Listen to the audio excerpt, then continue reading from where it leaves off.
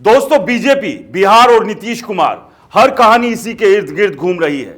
BJP ने नीतीश कुमार को बहुत ही हसीन सपने दिखाए हैं।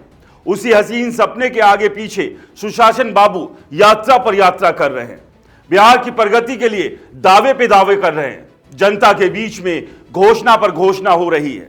लेकिन नीतीश के इस प्रयास के बीच में पर्दे के पीछे से बीजेपी नीतीश की राजनीति के लिए बड़ा गड्ढा खोदने में लगी है।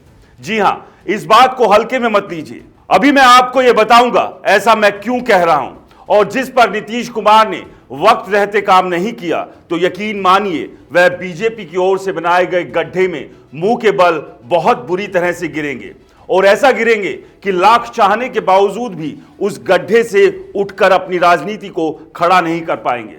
सबसे पहले आपको बताते हैं कि बीजेपी का प्लान क्या था। बीजेपी, उनकी पार्टी जेडीयू के साथ लड़ेगी, लेकिन परिणाम आने के बाद मुख्यमंत्री का चेहरा बीजेपी की ओर से होगा। इस बारे में बीजेपी के चाणक्य अमित शाह ने एक तरीके से ऐलान कर दिया था। जब शाह ने यह कहा था कि एनडीए की ओर से मुख्यमंत्री का चेहरा कौन होगा, यह बाद में तय किया जाएगा। लेकिन दोस्तों, जैसे ही बिहार के मुख्यमंत्री नीतीश कुमार को इस बात का एहसास हुआ कि उनको भनक लगी, तो वो खुद को चुप्पी वाली दुनिया में लेकर चले गए। उनकी खामोशी ने एक तरीके से बीजेपी के रणनीतिकारों को टेंशन देने वाली स्थिति में पहुंचा दिया, जबरदस्त तरीके से बेचैन कर दिया। तमाम तरह की अटकलें लगाई जाने लगी। दावा किए जाने लगे कि नीतीश कुमार तो अब बीजेपी का साथ छोड़ने वाले हैं। उन्होंने अपने लिए साथी की तलाश भी कर ली है। अब जब ऐसी स्थिति बनी तो बीजेपी की ओर से नीतीश को मनाने का प्रयास हुआ। कई कद्दावर नेताओं को बिहार भेजा गया। कहा तो यह भी जा रहा है कि खुद प्रधानमंत्री नरेंद्र मोदी ने उन्हें आश्वासन दिया है कि एनडीए की ओर से वही बिहार के सीएम पद के चेहरे होंगे। अब बजट आया तो बीजेपी की ओर से दावा किया जा रहा है कि इस बार का बजट तो बिहार में था।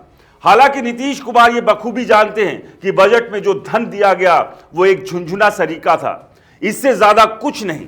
लेकिन एक कहावत है ना कि मरता क्या ना करता। नीतीश जानते हैं उनके लिए तो इंडिया के दरवाजे खुले हैं। इंडिया ब्लॉक के दरवाजे बंद इसलिए नहीं है कि नीतीश कुमार पलटने में माहिर हैं।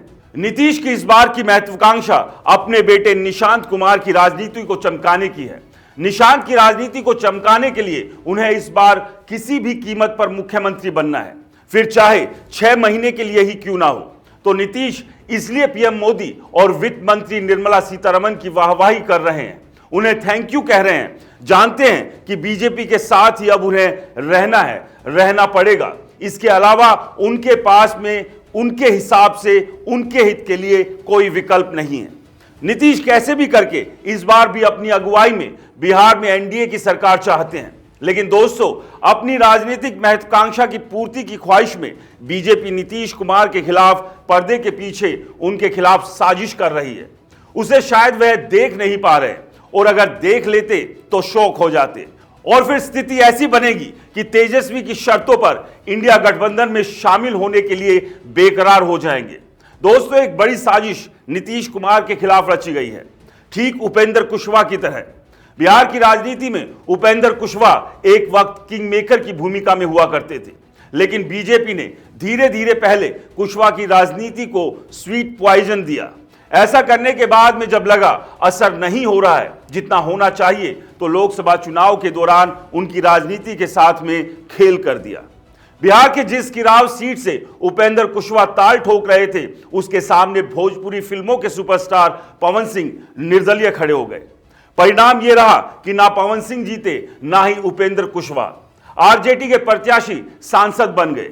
किराव में बीजेपी को हराने वाले पवन सिंह एक बार फिर से बीजेपी के करीब आ गए। 2020 के विधानसभा चुनाव को याद कीजिए। नीतीश को बिहार में तीसरे नंबर की पार्टी बनने के लिए बीजेपी ने किस तरीके से एलजेपी का इस्तेमाल किया, चिराग पासवान का सहारा लिया, यह किसी से छिपा नहीं है। ऐसा सहारा लिया कि उसके बाद में बिहार के मुख्यमंत्री बनने के लिए नीतीश कुमार को कई बार अपने स्वाभिमान से समझौता करना पड़ा। दोस्तों, माना जा रहा है कि बीजेपी अब यह बात पूरी तरीके से समझ चुकी है।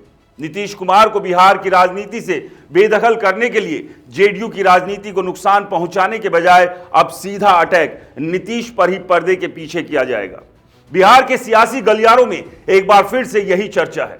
बीजेपी इस बार के विधानसभा चुनाव में एक ऐसी रणनीति पर काम कर रही है जिसमें नीतीश सीधे निशाने पर होंगे। जी हां, विधानसभा चुनाव में जिस विधानसभा सीट से नीतीश कुमार ताल ठोकेंगे, वहां से एक ऐसे उम्मीदवार को खड़ा किया जाएगा जिसमें नीतीश को हराने की क्षमता हो। और वो उम्मीदवार भले ही जीते ना जीते, लेकिन नीतीश की हार पक्की कर दी जाएगी। महागठबंधन का उम्मीदवार भले ही जीत जाए, इसकी शुरुआत हो चुकी है।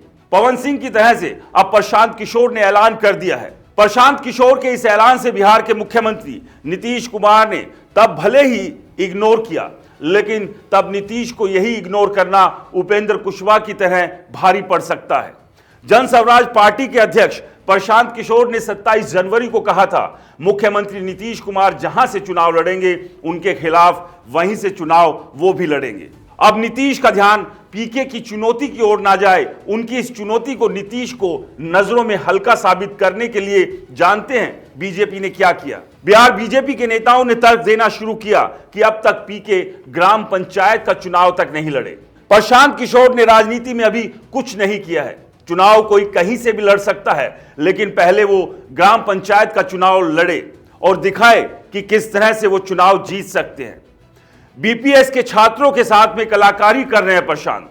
पीके इवेंट मैनेजमेंट के कलाकार हैं। पहले वो राजनेता बने, ग्राम पंचायत का चुनाव लड़े, तब वो दावेदारी ठोके।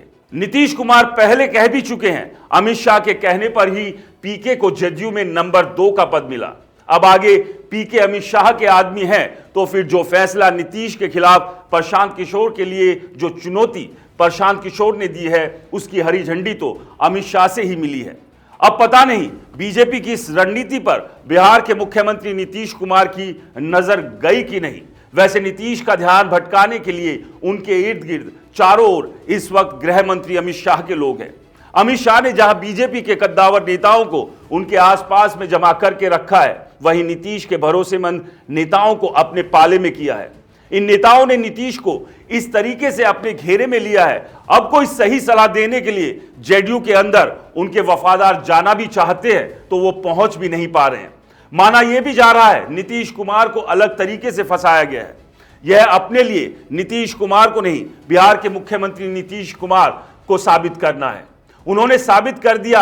अब नीतीश की राजनीति का एक ही मकसद है, किसी तरह से अपने बेटे निशांत कुमार को राजनीति में स्थापित करें।